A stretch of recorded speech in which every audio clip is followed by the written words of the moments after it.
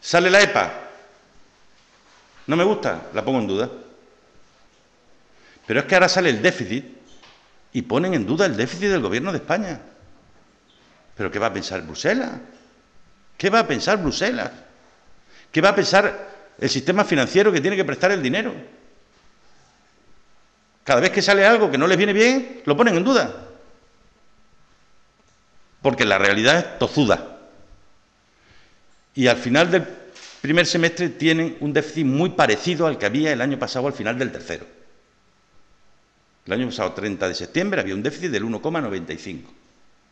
Y este año, al final del primer semestre, tienen un déficit del 1,89, casi el 1,9. Es decir, un déficit muy parecido al que había hace un año. Hoy hace un año.